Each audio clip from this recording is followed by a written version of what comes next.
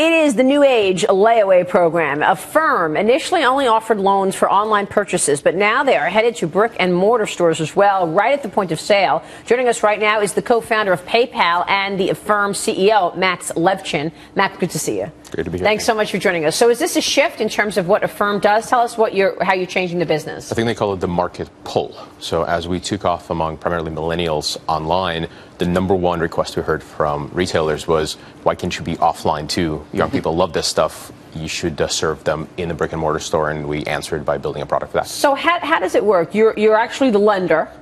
So we are the 100% on-balance sheet lender. We take the responsibility and the risk. We underwrite instantly. We extend the credit to the person buying the item, make the merchant whole immediately. They ship, and we eventually get paid by the consumer. The way it works online is this instant approval that happens right in the flow as you're checking out on the website. In the brick and mortar, there's a whole bunch of different ways it works. One of them is the salesperson starts the loan process on their phone and bounces it to the consumer, who makes a decision on their phone, sends it back to the merchant, happens all in real time. So this essentially substitutes having to get a credit card at a furnishing company.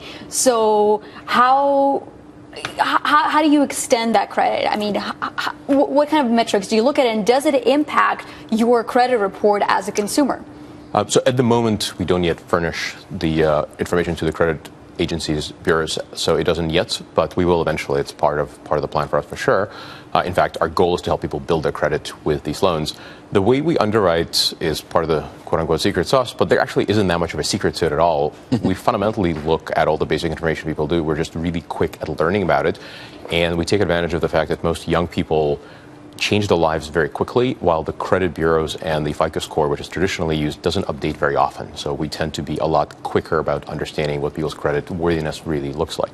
Max, let me switch gears real quick for a second before we talk more about Affirm. I got to get your take on what they call unicorns, the private companies that are sort of valued so highly. I mean, you look at like an Uber, $55 billion. I mean, and I know you're an investor in a lot of these companies. So a lot of things cross your desk, and you're investing in a number of private companies. Do you think that this is getting excessive in terms of valuations?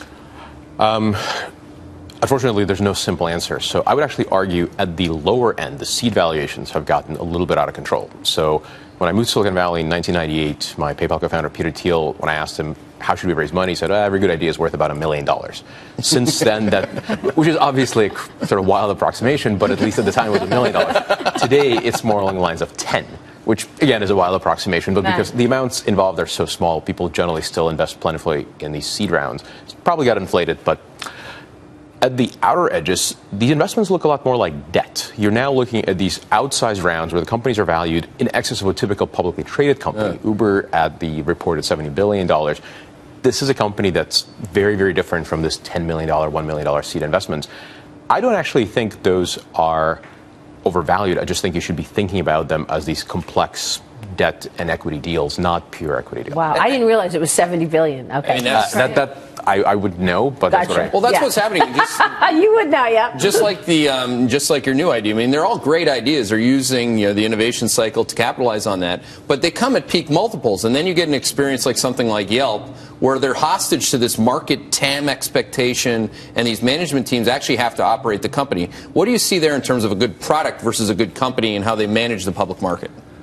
So one of the trends in Silicon Valley is companies tend to stay private longer, in part because the cycle of liquidity, which is great, but also quarterly existence where you get beaten up by investors because you didn't exceed. I don't know what happened to Fitbit this morning, but last night I was watching. It's down 9%. Well, they issued stock. I mean, something more like Yelp that basically told the world, "Here's our TAM," and then they kept missing numbers. Like, how do you get a company like that where you have a mismatch between investor expectations and a management team that hasn't been public? Hard to comment on Yelp. I just stepped off the board a few months ago. I'm still not at liberty to say anything, I imagine. But I think in general, you pay the premium for liquidity. If the market decides to sell you off, it's going to sell you off. There's nothing really you can do about it. I'm a huge fan of Yelp. I think the company is great, and I think it's consistently grown.